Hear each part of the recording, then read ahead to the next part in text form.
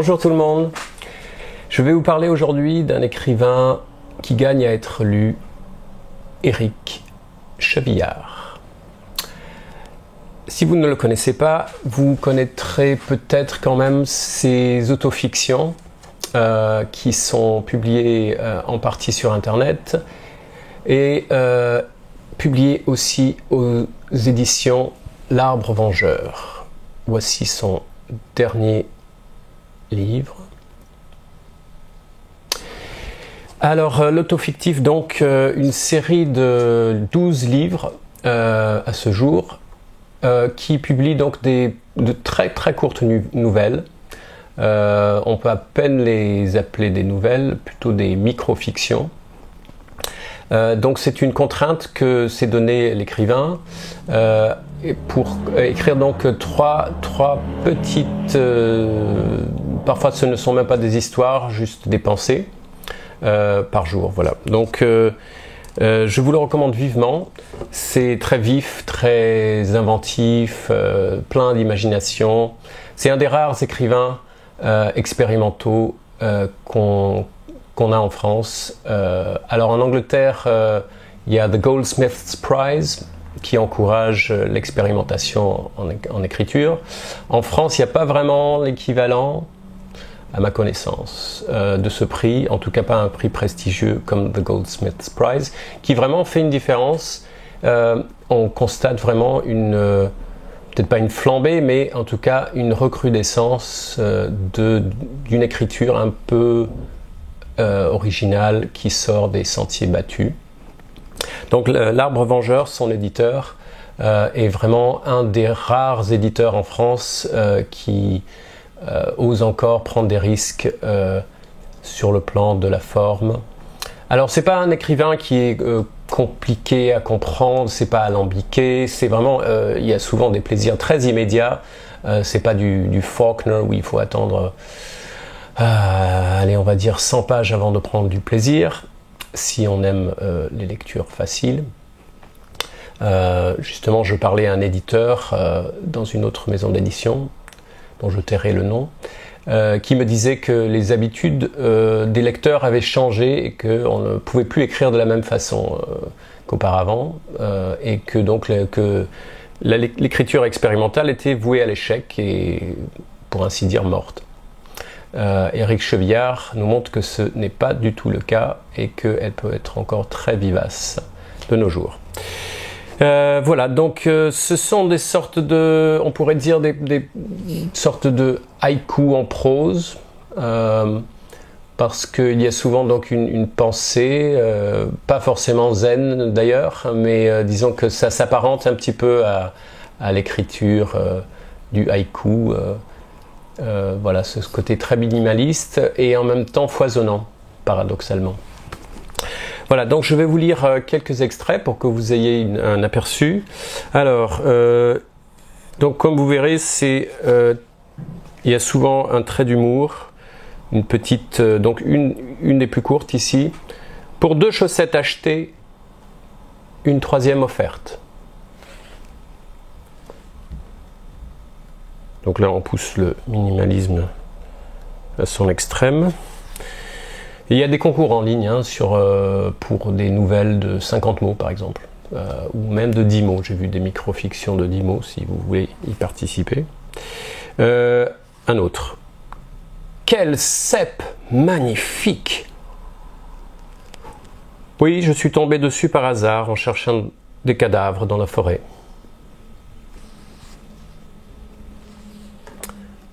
Voilà, donc c'est assez, l'humour est assez grinçant par moments, assez juteux dans l'ensemble, très appréciable. Hein, ça se lit facilement si on n'a pas trop de temps, comme c'est le cas de nos jours. La récente vague de suicides par arme à feu d'individus pourtant très contents d'eux, voire imbus de leur personne, pour ne pas dire d'une extrême fatuité, semblait devoir rester inexpliqué. Mais on pense à présent qu'il pourrait s'agir d'une simple erreur de manipulation du pistolet avec lequel il comptait tuer un rival plus avantagé. étourderie directement liée à leur pratique forcenée du selfie. Voilà, donc on retrouve souvent des petites anecdotes, des commentaires un peu acidulés sur notre époque, les faits de société, le couple. Alors, celui-ci, qu'il a publié le 14 juin. Très rapidement, j'oublie les traits des personnes avec lesquelles je n'ai partagé qu'un moment. Impossible pour moi de les évoquer après 2 jours seulement. J'ai donc pris le parti, pour ne pas risquer de vexer quelqu'un que l'on m'aurait présenté l'avant-veille, de saluer d'un hochement de tête tous les passants que je croise. En conséquence de quoi, la plupart d'entre eux, qui ne me reconnaissent pas, et pour cause, croient que leur mémoire les trahit. J'enfonce le clou en prenant un petit air pincé.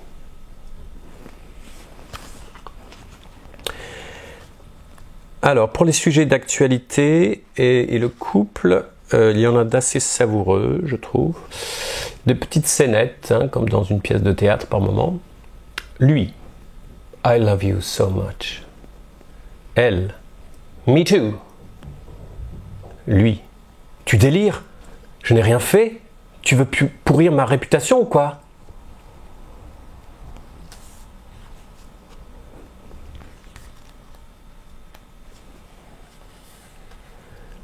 Le seul avantage que je reconnaisse au téléphone portable, c'est que l'on peut tout en parlant, marcher l'un vers l'autre et donc cesser enfin de téléphoner, puis jeter l'appareil baveux comme un mouchoir usagé.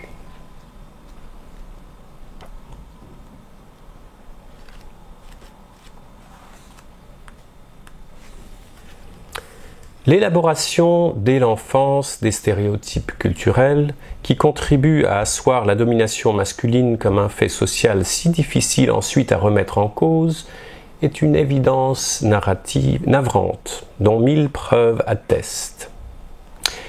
Il n'en est pas moins vrai qu'un autre stéréotype se construit simultanément. La nécessaire culpabilité du père, toujours suspect d'intransigeance, de dureté, de manque de tendresse, d'inconséquence, de négligence, d'égoïsme, etc. Ce préjugé a aussi la vie dure, et quoique souvent injustifié, non avéré, diffamatoire parfois, il vient conforter abusivement pour le coup ce sentiment que les hommes ne savent être que d'impitoyables tyrans. Quand tu ouvres mon livre, c'est pourtant bien moi qui te prends dans les bras.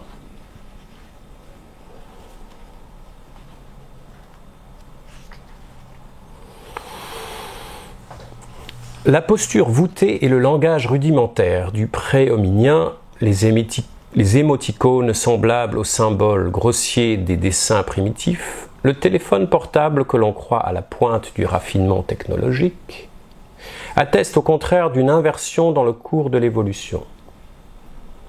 Nous en parcourons les étapes à rebours et mon seul regret est de ne pas avoir assez de temps devant moi pour voir le jour désormais inéluctable où nous serons redevenus d'insouciants et agiles primates arboricoles.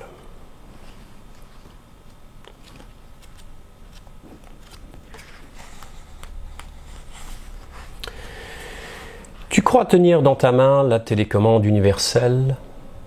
Or, tu es le seul automate qu'elle actionne et ébranle. Ton mobile t'a cloué au sol, ta trace et ton trajet à jamais enregistrés. Tu peux danser, voler, tu peux laisser derrière toi une ornière de phacochère.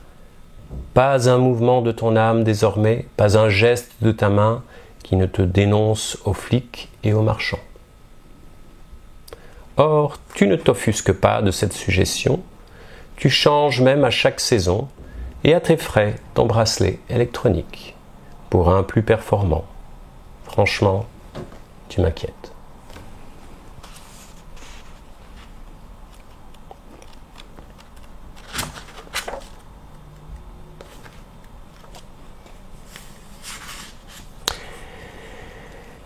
Les applications installées sur les téléphones pour favoriser les rencontres amoureuses me laissent dubitatif. Puis, j'ai assisté par miracle, par ma fenêtre, et mon opinion a changé. Sur le trottoir, un homme et une femme avançaient l'un vers l'autre d'un pas rapide et sans se voir, puisque chacun consultait son portable tout en marchant. Le choc fut brutal. Les fronts se cognèrent rudement, les appareils se brisèrent en heurtant le sol, insultes et invectives s'ensuivirent, puis les coups. Un couple était en train de se former.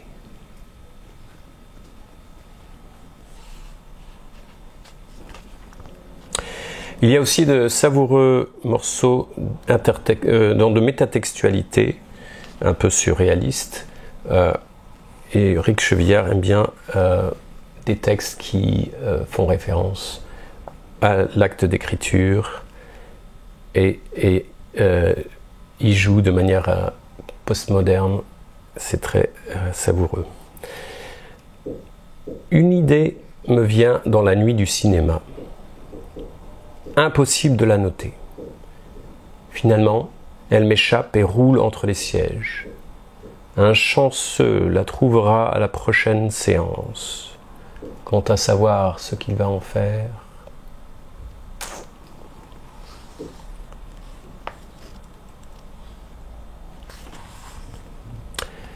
Deux affamés cheminaient sur la grande route.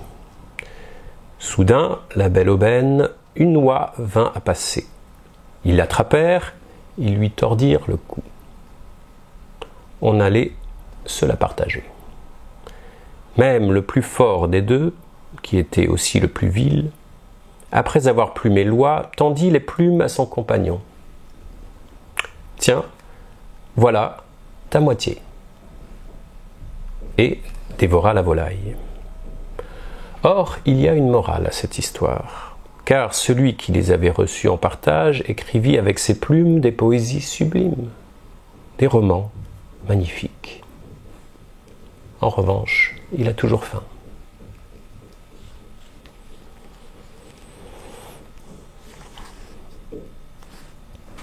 Plus que quelques-unes.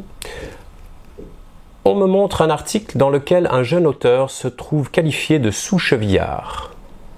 Sachant que je fus moi-même traité de sous-échenose, lequel est quelquefois considéré comme un sous-manchette, lequel certains tiennent pour un sous-Chandler, lequel fut pris pour un sous-Poe,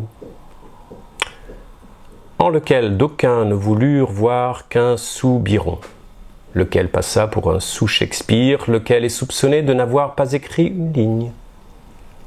On comprendra que je préfère ne pas nommer ce malheureux.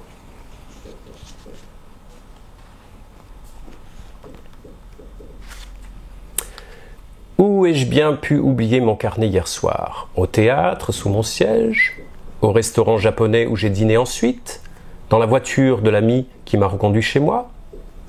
Je laisse un message sur le répondeur téléphonique du théâtre et je me rends à vélo jusqu'au restaurant. Le serveur me reconnaît et me tend le carnet en souriant. Au retour, je trouve devant ma porte mon ami venu spontanément me le rapporter.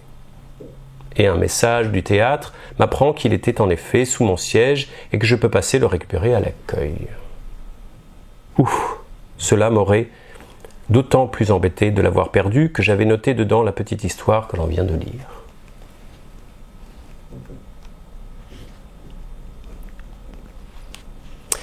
Voilà, donc il y a aussi des petits moments, des petites bribes rigolotes sur la langue, sur les changements de la langue.